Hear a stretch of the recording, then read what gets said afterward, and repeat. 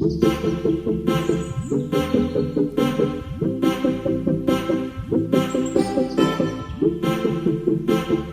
guys, welcome to another episode of Unpacking Abroad. My name is Lola and you're welcome.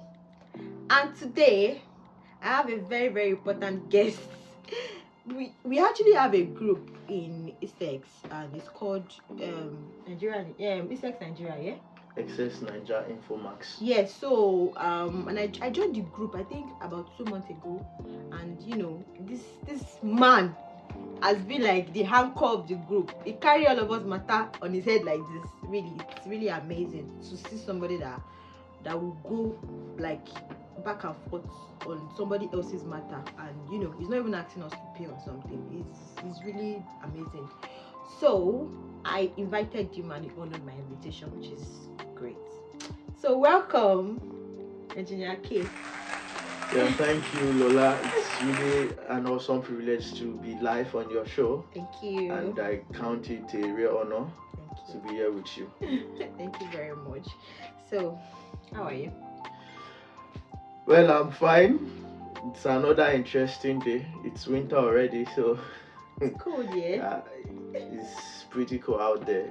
So basically, how are you coping with the whole cold? Well, and the environment generally. One interesting thing about the UK weather is the fact that you can't predict it. Mm-hmm. It could appear very cold now. The next minute is all sunny and shiny. The next minute is raining. So, but one thing I would always tell people is for you to go about in this country, especially when you are not driving, ensure you are dressing right. Mm-hmm. Get the right jackets, get whatever you need to put on, gloves and all that. If you need to put 2, 3 or 4 clothes on just for you to be fine, to survive, then you should put it on, because you don't want to be out there in the cold and you are not properly dressed. It's going to mess you up big time. When did you relocate to the UK? Basically we got into the UK, that's myself and my family. Okay. Last year. Okay. That's October 2022. Okay. I think we got in October 12th. Okay. So it's just like a year and a month plus in the UK. Basically, that's when we got in. Okay. How has been the UK experience so far? You know, back in Nigeria, if anybody's in the UK, we feel, oh, this person has made it in life. Were you disappointed, or was it just there like? Well, how has been the experience so far? Well, disappointed, no. Okay. Because basically I knew what I was coming to experience. No, not like what I know now, because I've seen some things that really made me go, wow. So, Nigeria was awesome, but I wouldn't want to talk more about Nigeria. Okay. We understand our issues basically. The basic issue in Nigeria is that things that are meant to be basic are not basic. Things people should enjoy basically, they don't get to enjoy them basically. So, and that's for Nigeria. Mm-hmm. So, but life in the UK is something different. It's absolutely different. Probably you won't have to think about so many things, like all the basic things are literally available for you to enjoy. Mm-hmm. And the way the country is you get whatever you pay for. Mm-hmm. So if you put in little, you get little. If you put in more, you get more. And all the basic things are there. The lights are there, the roads are there, the rail stations, they are all from. In fact, the transport system in the UK is like one of the best thing in this country. Yes, it is actually. They have a very good rail network. The bus system too keeps running. Amazing, so light is available, water is available, and all the basic things. The roads, even when you have short paths, you know, everywhere is all tarred. So, and that's it. But there is no free money in this country. I know. You have to work for £1.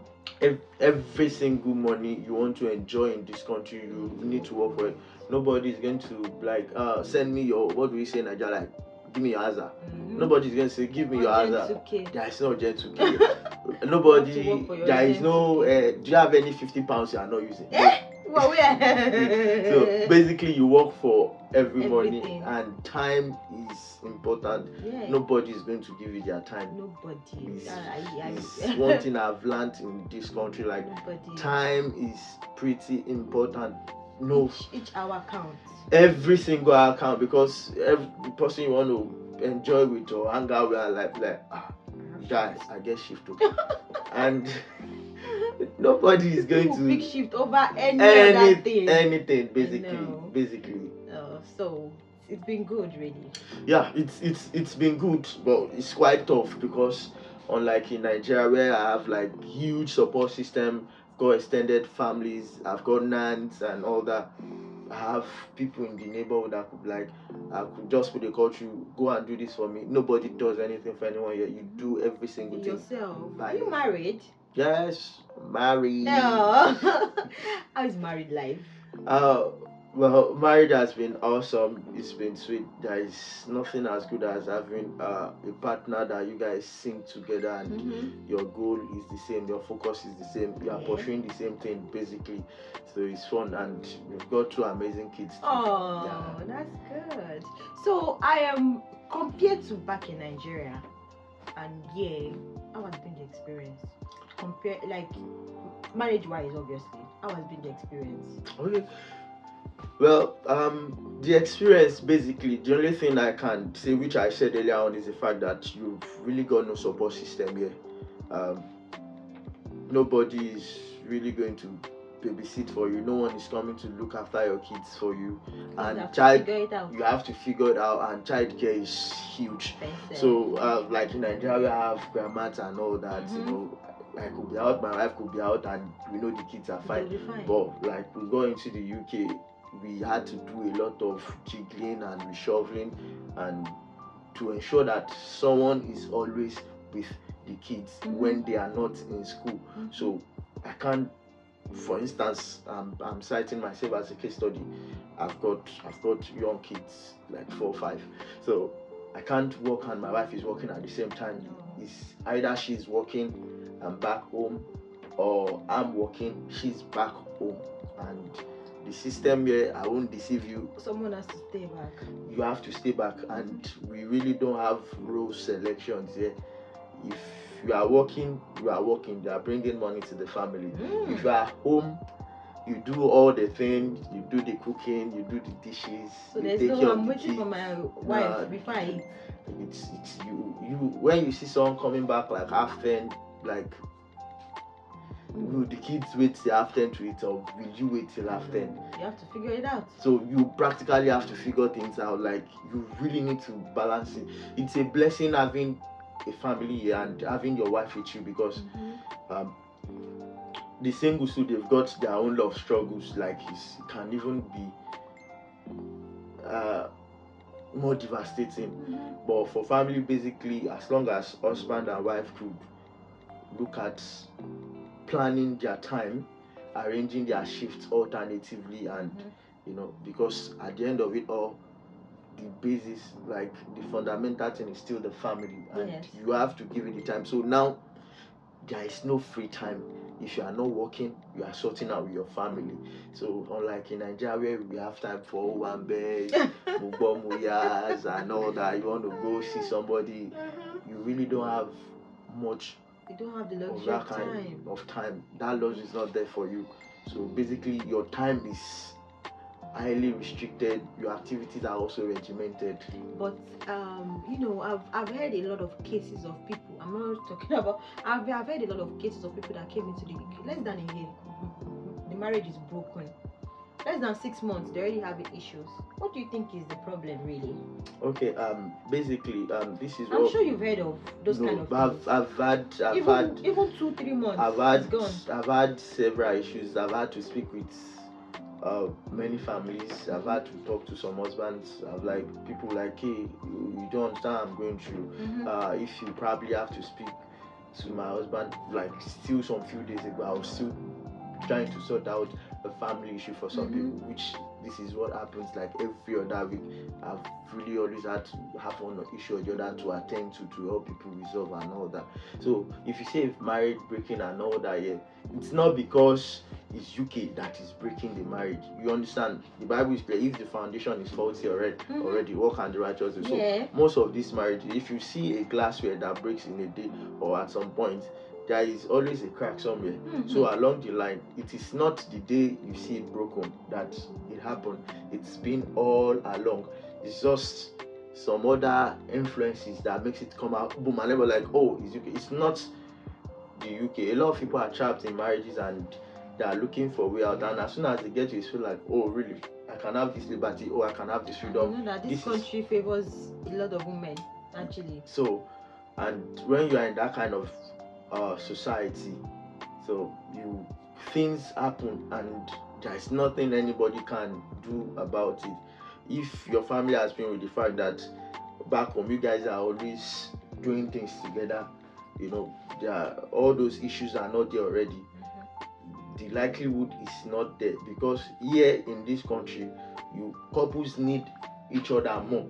It's even easier to be, especially if kids are involved, it's easier to be together as a couple, because basically you are working, your partner is working, you're having pool of funds all together in the family. Do you get what I'm saying? So more support, and you are just under one roof. You probably be paying just one. You are paying just one rent. The bill too is just two of you. Do you understand? I can't take for instance what I do in my family to like as the general thing, but basically everybody, they've got the way they handle their thing. But it's better for couples. Just imagine somebody having kids and all that. How do you do it if it's just you? Like, how do you sort the kids? How do you get to work? What is to be done by two people is now to be done by a person. It's not going to be easy. Depression can set in, frustration can set in. It is crazy. So, and I think people should, irrespective of differences, people should always look at the bigger picture and also look out for the kids, because when these things happen, the kids are the ones that usually at the receiving end is really going to get to them. So everybody, either as a husband or a wife, we really need to do better. There is point where people need to sit down and discuss the foundation basically, or the rudiment of this issue starts with communication. There is a difference between what I'm saying and what you are hearing. Yeah. I must ensure that what I'm saying is what you are hearing. So that communication is key. About the case whereby they got to the airport and the man had to tell Home Office that she's not married again or something. I think I saw it on the group one time like that. There are 1,001 cases. I learned of someone too recently. I think there is this lady on Facebook or IG. She said she's a mental health nurse and all that. She was putting forward a case of a woman saying after I think the husband is on 20 hours, it was like asked the man to get out of the house. The issue came up and they are sending the guy back home. And the most crazy thing is that they just take it on to Home Office like that. And sending it to Home Office is a big deal. Yeah, the moment you are deported, it will be very hard for you to go to any other country. Because there will be, the stigma will be there, and you understand that immigration database across the globe, especially in developed climes like this, is for the next 2 years, you can probably be up to 5. It could be up to 5 or 10 years. You can probably just go between Nigeria and Ghana or any African country. Or maybe from Kano to. I know. Koto. So I don't know. I just feel it's being selfish. That, like in my own case, that is what I feel. Though I know some men too, like they get for body. But since you guys are supposed to come in here with a clean slate, okay, this is what we're gonna do. Or does it not work like that? The truth is, people go through a lot. Yeah, true. It is only the person putting on the shoe that understands where it's pinchy. Yeah. So that's personally, my own personal principle is the fact that anything that involves husband and wife, I'm always very careful. I'm always careful as to what I do or what I say, because Nigerian. there is your part of the story, my part of the story, and the real story. Your part, my part, and the real story. When you ask the husband to say XYZ, he will have something to say. When you ask the wife to say XYZ, she will also have something to say. But at the end, there is also the real part of the story. So some people could be wicked, some people could be selfish, some people had it all planned all along. Do you understand? But this is one thing I know. This is one thing I know. If you are doing good, keep doing good. If you are doing bad too and you don't want to change, continue. Keep doing it. But be rest assured that the law of seed and harvest is a law of the universe. It is whatsoever you put in that you will get. You might not see it now, but you definitely get it later. And one thing people usually forget is the fact that if you sow a seed, you can never get a seed back. You get it. How do you deal with black tax as an African? Well, black tax is quite serious and is huge, basically, and not just Nigeria basically, but the African continent as a whole. Black tax is something that thrives as the society and the cultural value we have imbibed over the years is such a system that we need to give back, not just to our family, our parents, and all that. You know, we've got cousins, nieces, aunties, uncles, and all that. And when XYZ is now abroad, I'm like, oh yeah, you just it's feel got money now. Money drop from the tree. That is that sometimes the people at home at some point are even still better off that's financially at some point than I know, but they don't want to understand. Yeah, because there is the understanding that you earn now in foreign currency, so practically there are things that are very important. You can understand. If you can help, you should, but you now start getting billing of all sorts, and the whole saying of urgent 2K when you go abroad, they don't do bill urgent 2K again. You get bigger bills, and you be like, I'm even, you look at yourself like I'm even in debt, like I have like a whole lot that I don't even have anybody to help me, and you keep sending this, sending that, sending this and that. But this is the way I actually see it. It's still an individual something. Giving is good. Do you understand? I'm in full support of giving, but you should be able to set your priorities and know what is available for you to give. You should understand that there is capacity, and if you go beyond your capacity, and that's why you also have limits. So if you have a limit, as soon as you go beyond your limit, your capacity is destroyed. Because if there is nothing like limits, we won't even talk about capacity in the first place. So you should understand what your capacity is and stay within that.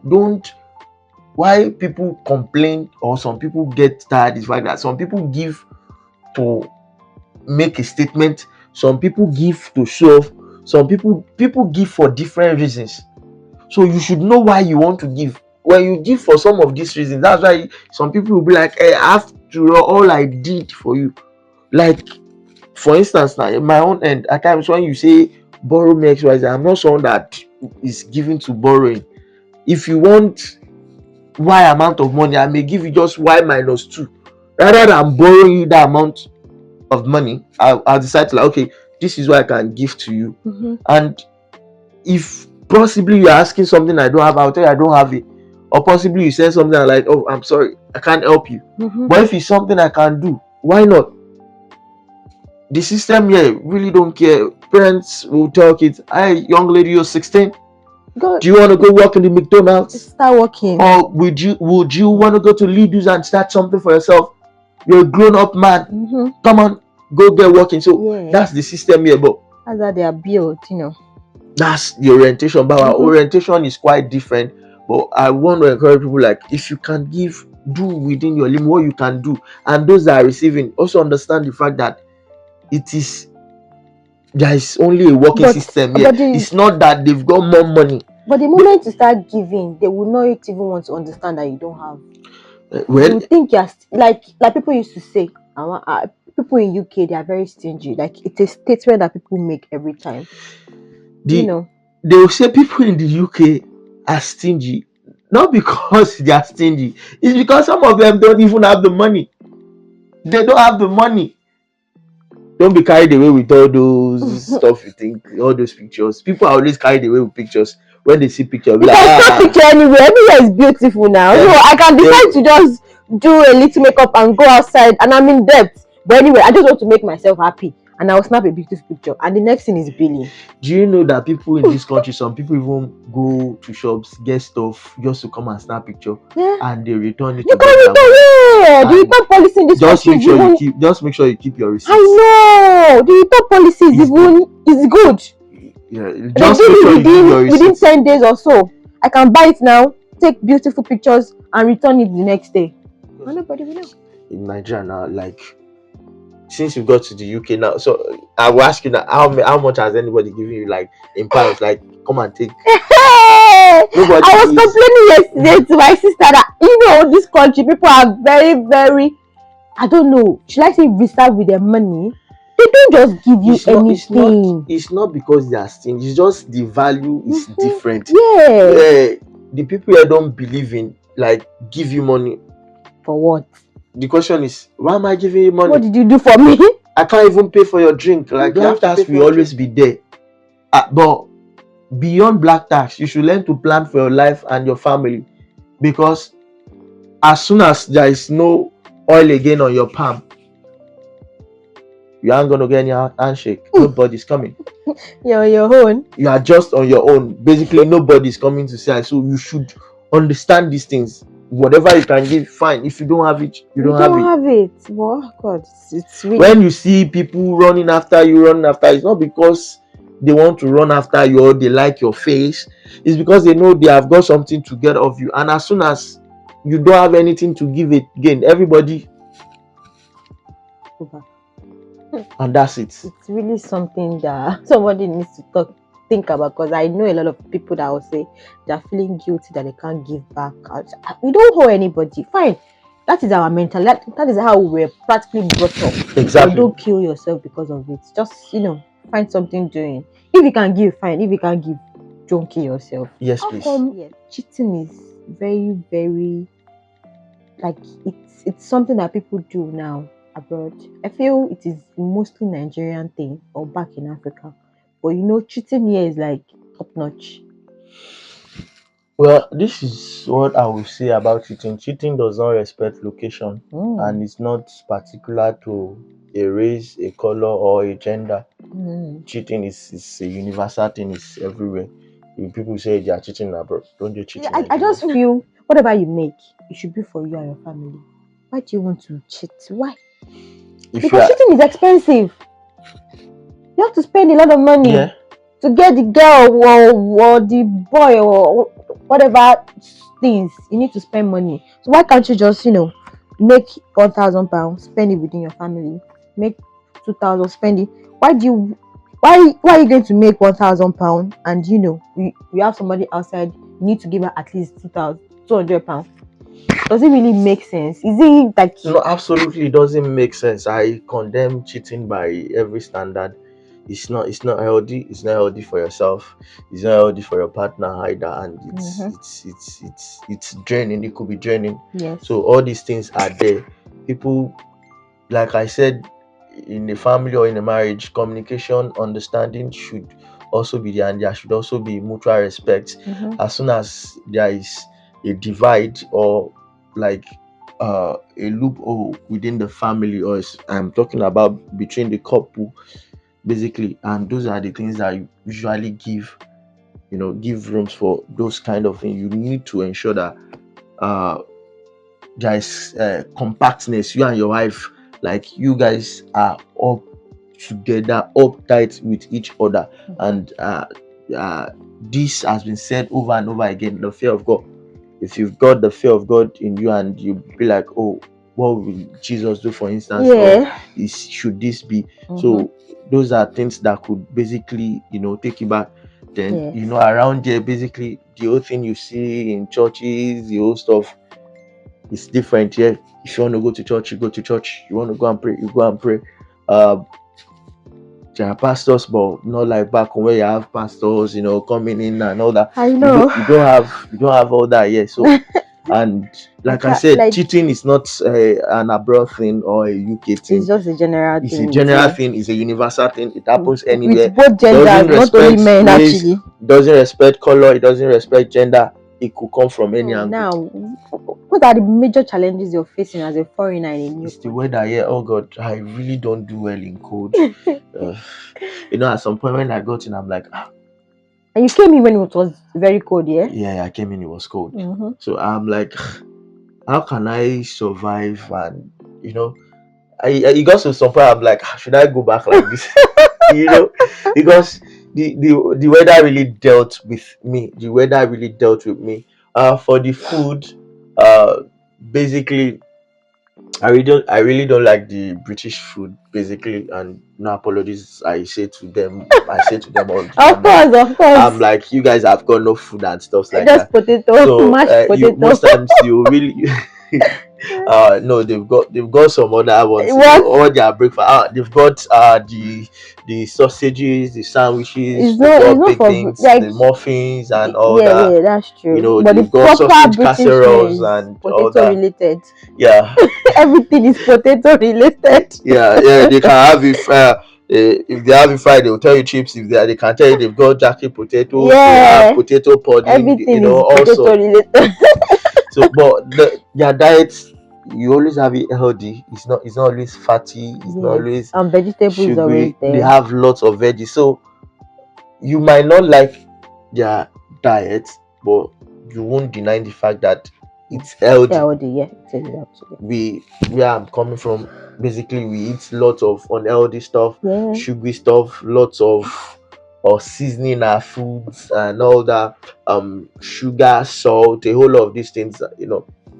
I saw a video yesterday of an alien actor having, I think he's diabetic, he got stroke, and at the same time he had got a kidney problem, and that was devastating, and everything now boils down to the fact that I at some point I had a rethink too. I had to really to be like, we really need to start taking, as soon as you're in your late 20s, you get to that age of 30, you really need to be intentional about what you eat. Back home, some of us, if you go to party, as long as you don't get fizzy drinks or they didn't have party, you see people, there is this drink, this Pepsi drink, the big one, like, give me Orobo. You eat in the morning, you had Orobo, you eat in the afternoon, you had Orobo, in the night you're having Orobo, and before you go to bed again, you'll be like, oh, let me take chocolate and ice cream. So all these things put together, at that moment it's enjoyment. At that moment you won't feel it, but on the long run, so, and you don't want to start dealing with diabetes, kidney disease, liver disease and the likes, and of course alcohol too has got its own bits in the whole mix of these things. So we can say their food, I really don't eat their food. I've got most of our local foods and all that. It's more of fish from Nigeria and stuff. With vegetables. You have a lot of African stores around. So I think, like around here where we are now, we've got Fincom in town center. Yes. She does very well. Like when you go there, you get so. So I think it's not a must for you to eat their food, because there's basically African stores everywhere. And if most times I have to eat out, maybe at the Nando's, or at times I go to McDonald's, but it's not like it's a must for you to eat it.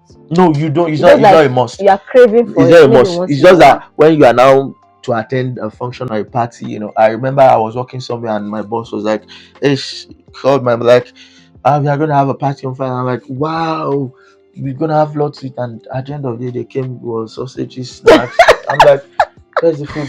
Somebody told me about British party, wedding. Yes. When you go to a proper British wedding, the only thing they serve is bread and tea and a cup of tea and stuff. I said, what? Then maybe sausages or nuts, and you have different variants of of cakes and all that, basically. Now that is the only thing you will eat. I And say in that's a it. wedding. Say yeah. Yes, you no, sir. What are you expecting? You want to go there and eat jollof Jollof fried rice, rice I with want big to eat chicken? amala. No, come off it. Nobody is going to give you that kind of meal. Yeah, I You know. just have, just a bit of it, and everybody, when they have And this, they'll they be all seem happy, and I'm like, yeah. what are you guys eating? What are Yeah, you I guys think eating? the food is a major challenge. Oh, What the else? transport system initially showed me shaggy. The map, yeah. Hey, You get turn right, be like, where am I turning to again? when you get to the bus stop, there is a bus stop on this Yeah, side. the Another one, and only for you to discover that you are standing at the bus stop, and you see the bus stop, and you are like, and they won't stop, because if it's not the bus stop and if you are not there, a driver once looked at me, and I'm sure in his mind be like, you are just getting into this country. You were like, don't worry, you will learn, and you will learn the hard way. It didn't stop. Will he stop? Oh my god! And do you know what he did? He saw me from the other side. He just looked at me like this, and he shook his head. And he left. Oh man! But I've actually met with really nice drivers that they stopped, even not in that space that they are supposed to stop. But it's very rare. It's very rare. It Some is of them can be very rare. understanding and compassionate, but I was running. You will be amazed. Thank you. I almost let you knew that you're a lifesaver, because the next bus will be like 30 minutes. It could be an hour time. I was like, what? And that shouldn't happen to you in the winter. In the cold for another 30 minutes. I could literally just freeze. I know. So it was I had issues with the transport system initially. It was quite tough, but now I can walk to anywhere. I can even trek to anywhere I want to trek to. I think it gets interesting, because I'm not used to Google Map back in Nigeria. There was one other thing, then I would just quickly run to the bus stop. I'll be waiting for buses, and as soon as the bus is about getting to the bus stop or is just coming, I'll just see the people here, the white people, they'll just start coming out to the bus stop. Yeah, because they already know now. How did they know? And I've been waiting since. How did they know? But now I understand the fact that there are apps, you have everything all the time. You just need to look at your map and all that. You don't have to stand for too long in bus stop now. Even whether you just see some days, you see people already with umbrella because they've gone through their weather app. So if you are just coming into the UK, your map, your weather app, these are things that will really guide you. Have your train apps, your bus apps, just to make you life really easier. need these things. You are going shopping, make sure you have all the big stores have their app on your phone. They've got loads of discounts. Tesco has got club card. I think Lidl too has got his own reward card. So you need these things, because you might think it's small, £2. The other day I went shopping. I think what did I get? And I had a savings of about almost £4 on the item I bought. If I didn't have that club card, there's no way I'm going to have that kind of saving. So all these basic things, and there are opportunities here. Do you know that at some point in this UK, I was not buying shirt. I was literally getting free shirts, free water bottles, so many things free. Everything is easier here. Yes, because the opportunities are there, but you must be able to enjoy them. You must search for these things. You are coming into a new place, you have to seek for knowledge, know the way things are being done around there. Someone told me that he went for a conference in London sometime, and next year I think he's going to Cuba. The other one is going to another country. There's a lot of and it's all expense paid. Basically. So, but people don't just come here and be like, you just want to pick shift, make money. No. Enjoy the system. And there are opportunities around that you need to enjoy. So just grab them and enjoy them. In a nutshell, just tell me the good, the bad, and the ugly things you faced in this country. So you can start with the good. Anyone, as in order, just in a nutshell. Yeah. Before I jump fully into that one, there was another thing that was so stressing, which is getting accommodation in this country. I know. Is hell. And people don't offer you that. You don't have the documents to get the accommodation, and you have to go through a whole lot. Like us, we started with our share. We got someone that was able to get us in, and Although a lot of people are doing that too, but the things I hear about house chair lately But is quite. if you have a family, can you just say, "Oh, hello, uncle, I'm coming"? No, does it work like that? It doesn't work like that. It doesn't work like People that. don't You may have accommodate, a yeah. family, yeah. It might not be convenient for For him. them, He yeah, I might know. not. He might not even have the space, and we should respect and understand these things. And if you've seen someone that is willing to accommodate you, ensure you appreciate the person well, because it's not easy. Easy. Then job is now getting tighter and all that. Mhm. It's now becoming Yeah. more even care jobs and support jobs that people like, oh, you can always get it. They are nowhere in town now. True. I'm not saying people are still not getting job. People are getting job, but it wasn't like before. It's now very Getting some difficult. of those jobs are now quite difficult, basically. But what I always say to people is the fact that you are in. Let's try. It doesn't get bad. It can only get better. Ensure that what is happening around you does not destroy what is happening within you. As long as you are having that positive energy from the inside. Some people are just in like, I've seen people coming, Ejake, I've been here 2 weeks. I'm like, calm calm down now, just 2 weeks.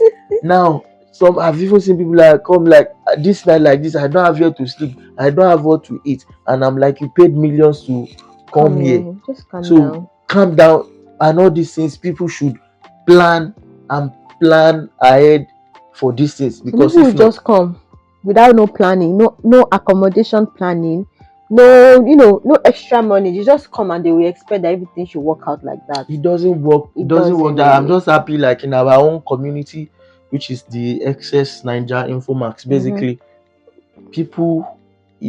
we've been able to work as a family. I've seen people taking, members of the community to places to get jobs. Yes, I've seen people we see accommodating people, some even for free. Yeah. And people are really a lot of amazing. people that came in about 2 months ago that I don't have job. Most of them are now working. And you should understand that this is the UK, it's not Nigeria. The difference is that in Nigeria, you can be there for years, have all the certificates, and you won't even have anything. But here, 1 month, 2 months, 3 months, you have something doing. But people want to like come in today and start shift the next day. It doesn't work that way. Yes. So people should understand that. And when you are coming in, at least have money that will keep you for maybe 1 or 2 months. So during that process, you use it to gather yourself together, put yourself together, get the job, sort the accommodation. But one thing is very sure: don't let anybody deceive you. If you want to move down, please move down. It is definitely better. I can guarantee 100%. But it's not like better immediately. Exactly. You have stories to tell. Wait the time. There, of course, there are stories to tell. I can't share all my experiences. As I said, awesome. What has been the good, the bad, and the really ugly one? Let me start with the good. Okay. The good part is the fact that I don't have any reason to on generator. I know. And I'm literally very serious. I know. Even food is ridiculously cheap here. I know. When I say cheap, in respect to what you earn, what I earn like a day will probably feed my family for weeks. I know. You're right. You know that pressure, and whatever you get here. Have you seen the tomatoes at the Tesco's? Yeah. If you go there, you see their apple clean, fresh, in good shape. So you are getting quality at all time. So things are really pretty cheap. I mean, food wise, and you don't have to struggle for many things. You don't need to rush. As long as you're not rushing yourself, you'll be fine. Even if you are not driving in this country, you've got buses, you'll be fine. The train station, everything is on time. Yes. It's planned. And when you go to banking hall, which is another one. Have you gone to the banking hall? Yeah, I went. I've gone there before. Like, hello, how can I help you? And you go and enjoy services, and nobody is making you feel like they are doing you a favor. Yeah. Because bankers in Nigeria are actually very rude. They will not make, even you use the bus, the driver will say thank you. Yeah. You go And to you the bank, tell they will tell you, people how are can I help queuing. you? Thank you for It's coming. just You stay in the bank, few minutes, you are out. You are not even that. The fact is very convenient. I'm still gonna get to the bank today, yeah, and I know it's no big pretty deal. fast. I'm not. I If I remember want to back in go to Nigeria, bank in as early as Nigeria, 5 if I want to go to bank in 5 Nigeria, my a.m. heart will be palpitating. I'll be like, oh God, kilo man shit. What's gonna happen today? What's gonna happen today? Don't need to know anybody for anything. You'll be It's not like fine. you're calling like, hey, bros, I bet share anybody for that office. You don't need No, to you'll know be anybody to fine. get anything done. All you Mhm. need to do is take yourself there, ask your questions, and you will be attended to. In fact, they are ready to answer the most stupidest question that you have about that thing. As in the most stupid that you said, you know that this thing I'm about to ask is stupid though. But they will still answer you with a Even smile. when you ask things that are ridiculous, or when they know you don't know, they will put you through I and then so know. you enjoy all these things. I don't like about this country, I've said it, I don't like their weather, the food, no food, except of course you eat your African foods, which Yeah. are expensive, very expensive, Yeah, and it African is. foods are expensive, Yes. and they are digging our pocket. God will see us through. Then aside that, then the fact that it doesn't have all the whole Nigeria social vibes and everything, Mhm. all the one base and everything. I think that's just it. Then okay, for medical aspects, I've had like 2 times. There was a time my son had a cut on his head, took him to the hospital. He was attended to, and it was a child emergency. He was attended to. Then the other one, I think he got something stuck up in his nose, and he was also attended to, and he was fifth. I didn't have But to to pay me, anything. I think I'll prefer the medical in Nigeria to this place because it's really difficult to get hold of doctors in this place. It's Yeah. very, very difficult. Basically, why people are finding it difficult is the fact that there is a system that operates here. There is a system that operates here, and if you don't understand the system, you might really have an issue. I've had to call ambulance at some point, and they delayed, like, because when they ask some questions, as soon as they know it's not life threatening, That's it. you are just going to be on the queue I till know. they are available. Mm. Nigeria is awesome in terms of our response time, because I'm talking of not emergency case now. I mean, you walking into the hospital. And you can always If your have case is not private care. emergency and you just walk into the hospital, You're on you your just be own. on the queue. I know. So those are the little challenges that you have with them. But so far it has been good, yeah. Awesome. I've had very good time. Engineer K, it has been really interesting, I must say. Thank you very much. Thank So you. this is the last one I'm going to ask you. What would be your advice for couples that want to come into abroad with their family? What do you think they should adjust in a nutshell, please? Well, is it just for couples or anyone else who comes to? Basically, I would say couples because you are like a perfect example for couples that are coming in with their children. Yeah. But for Basically, people generally, you can just generalize it if you can. if you are coming abroad, I would, especially if you are married, I will always advise that come with your partner. Okay. Then if you have got kids, if you have nuns that could help you manage your kids for a few months, if you can come in with your partner, come in with your partner. So don't come in with your kids immediately. If it's possible. If it's possible, don't. So you could settle in properly, make arrangements, get accommodation for your family. Aside getting accommodation, I didn't do that. I paid for it, but I'm happy. Okay. I'm happy. But if it's because possible, God favored us one way or the other. Things worked out fine. But I know at some point my wife was more like, "Guy, I for leave you, make you come alone." So because it was that distressing at some point. But what I would say is, couples come in, husband and wife come in, start working, sort out your accommodation. As soon as you sort out your accommodation, make few forms online for your kids to get into school. Before you bring them. Sort their school ASAP. As soon as that is sorted out, get your kids in. That's like the best thing. Then I'm not a party of a husband coming in just saying 1, 2 years, 3 years, and the wife later I'm not in support of that, because it's So the best thing is for the two of them to come in first. Husband and before wife the come in, kids. get accommodation, sort out your children's school, getting the kids. Mhm. That's like the sweetest. Mhm. It makes like It a lo- whole it lot of makes sense. difference. It makes a whole lot of difference Mhm. because at that point when you are in, you both will not have issues of trying to do welfare on the kids. You can quickly, work together, sort so many things together. Mhm. If you have got children, they are in the vulnerable category. Mhm. That's a whole lot of responsibility on its own, and you have to look out for them, and basically it will influence and affect your decisions at that time. So what I will usually advise is come in with your spouse and sort things out and you'll be fine, basically. Then getting your children afterwards.